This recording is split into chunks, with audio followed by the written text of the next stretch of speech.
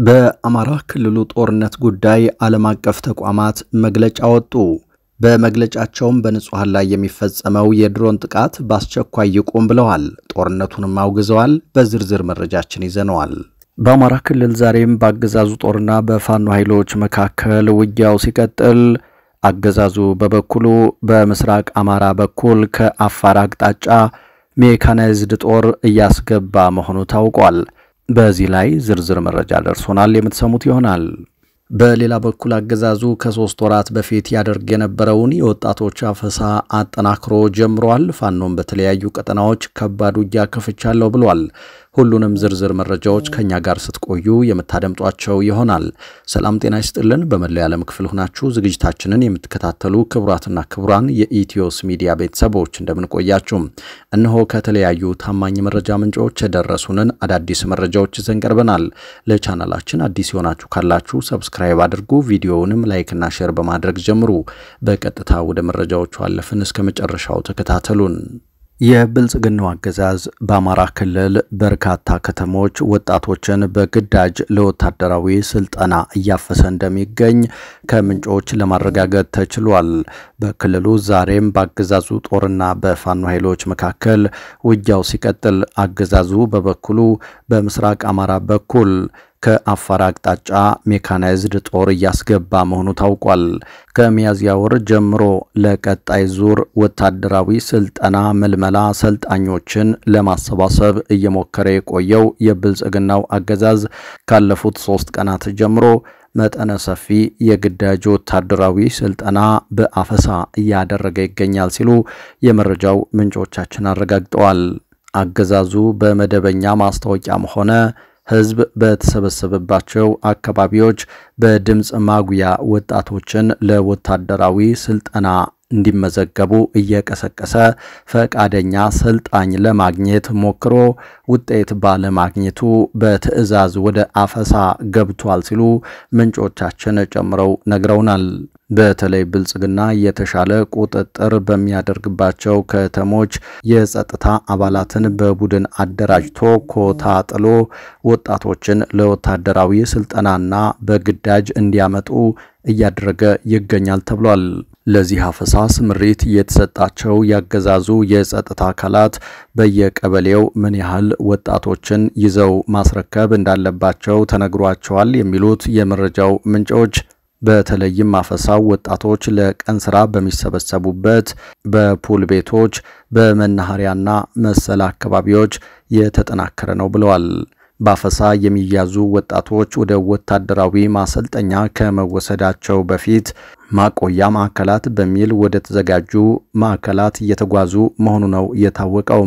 በዚህም በዋናነት በየዞኑ ከተሞች በሚገኙ አስተዳደር ጽሕፈት ቤቶች፣ መጋዘኖችና አዳራሾች በርካታ ወጣቶች ታፍነው ይገኛሉ ሲሉ ነው የመረጃው ምንጮች ያረጋገጡት። ወታደራዊ አፈሳው በኦሮሚያና ሌሎች ክልሎችም በተመሳሳይ እየተፈጸመ እንደሚገኝ የሚወጡ መረጃዎች ያመለክታሉ። በሌላ በኩል አገዛዙ ተጨማሪ የሜካናይዝድ ጦር አፋር ክልል ከሚገኘው ካምፕ ወደ አማራ ክልል እያስገባ እንደሚገኝ የመረጃው ምንጮች ተናግረዋል።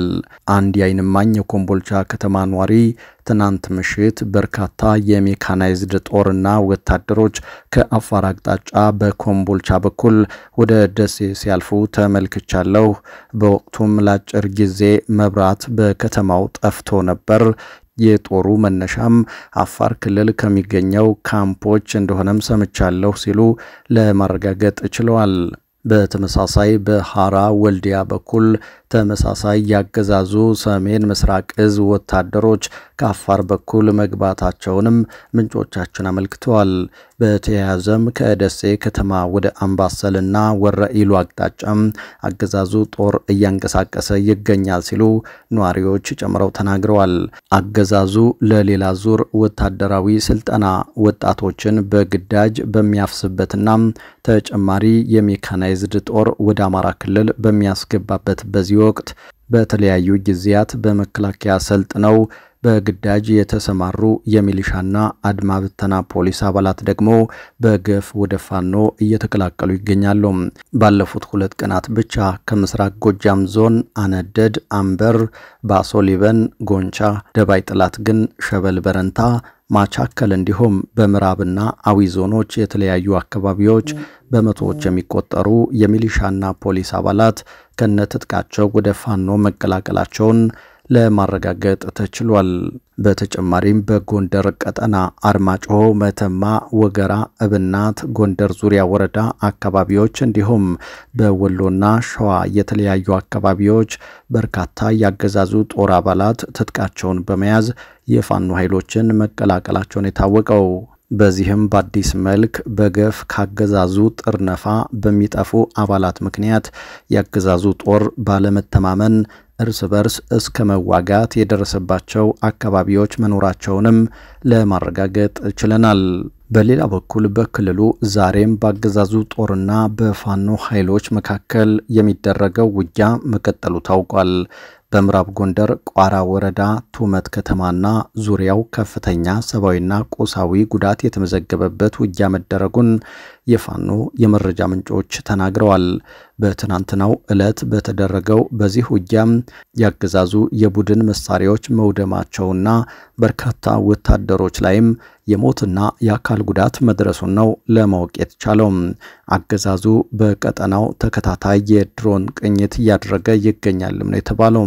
በጎንደር ከተማ ዙሪያ ማክሰኝት ወጣ ብሎ ጭሮ የተባለ አካባቢ የፋኖ ኃይሎች ትናንት ምሽት በፈጸሙት የደፈጣ ጥቃት ደግሞ በተሽከርካሪ ይጓዙ የነበሩ ወታደሮች ሲገደሉ ትጥቃቸውም በፋኖ ተወስዷል ሲሉ የአካባቢው የመረጃ ምንጮች ነግረውናል።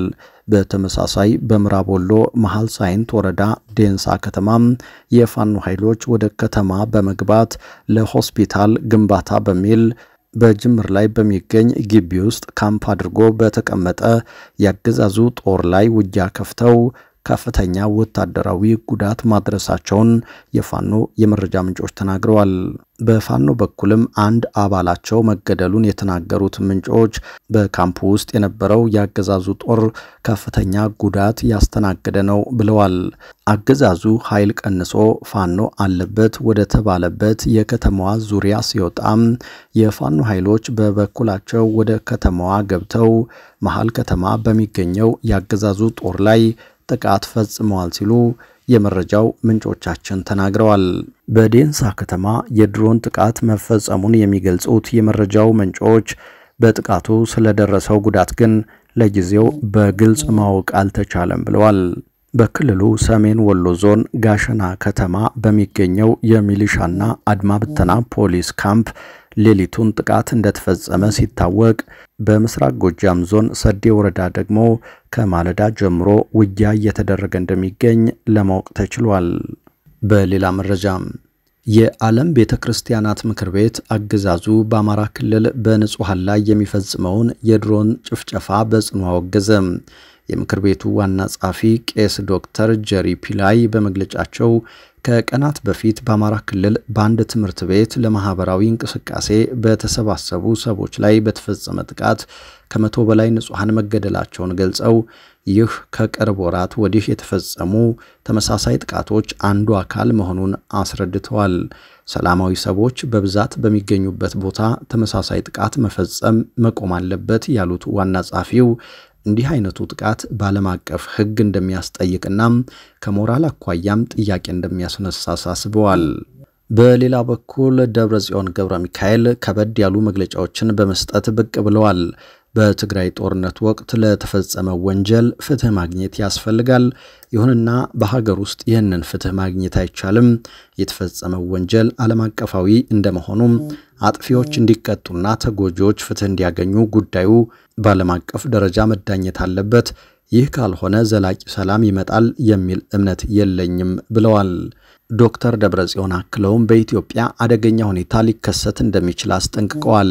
ደብረጽዮን ገብረ ሚካኤል የሚመሩት የህወሓት ክንፍ ህወሓትን በድጋሜ በምርጫ ቦርድ የማስመዝገብ ፍላጎት እንደሌለው በድጋሜ አስታውቋል። ቡድኑ ቦርዱ የሰረዘው የቀድሞ ህጋዊ ሰውነቱ ካልተመለሰለት አደገኛ ሁኔታ ሊከሰት እንደሚችል አስጠንቅቋል።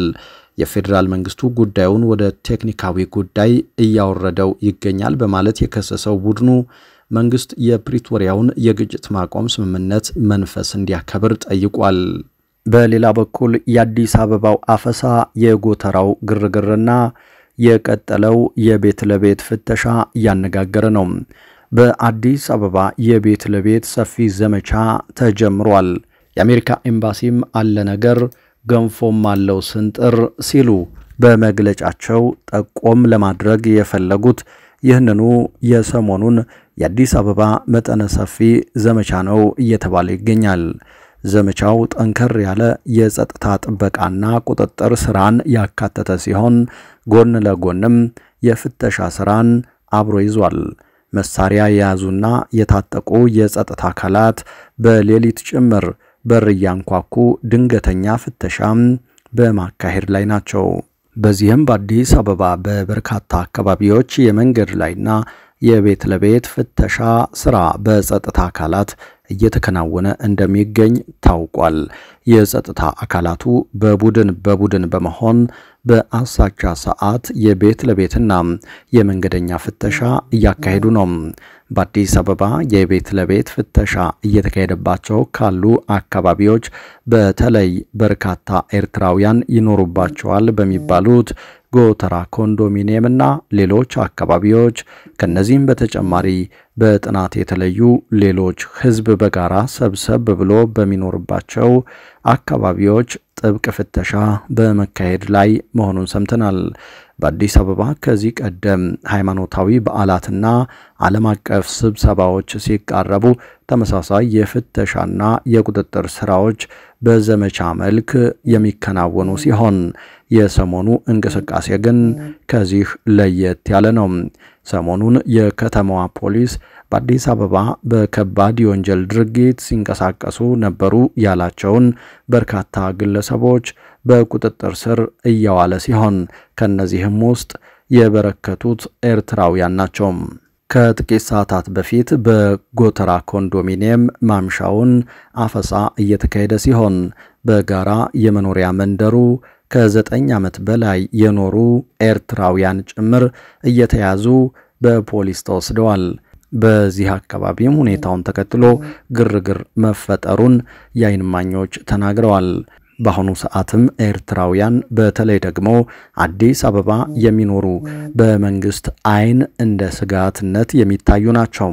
በእርግጥ በተለያዩ ጊዜያት በወንጀል ድርጊት ተጠርጥረው ከሚያዙት ውስጥ የሚበዙት ኤርትራውያን መሆናቸው ነው የሚነገረው።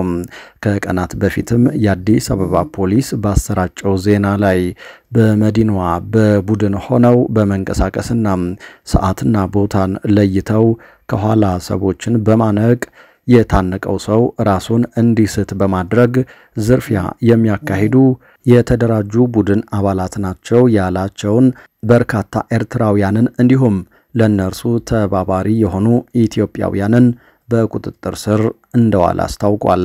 የእነዚሁ ዘራፊዎች መናኸሪያ ሆነው የታዩትም እንደ አፓርትመንትና ኮንዶሚኒየም ያሉ የመኖሪያ አካባቢዎች ሲሆን በሰሚት በ72 ቦሌ አራብሳ ቦሌ ቡልቡላና ሌሎች አካባቢዎችም ተሰማርተው በበርካታ ነዋሪዎች ላይ ጉዳት ሲያደርሱ የቆዩ ናቸው በማለት ፖሊስ መግለጫ ሰጥቷል። አሁንም አዲስ አበባ ጉዳዩን ተከትሎ ግርግር እንዳለ መረጃዎች ጠቁመዋል። የተወደዳችሁ አድማጭ ተመልካቾቻችን ከተለያዩ ታማኝ መረጃ ምንጮች የደረሱን አዳዲስ መረጃዎች እነዚህ ነበሩ። ከሰዓታት ቆይታ በኋላ በሌሎች መረጃዎች ድጋሚ እናገኛችኋለን። እስከዛው በያላችሁበት ሰላም ጊዜ ተመኘን።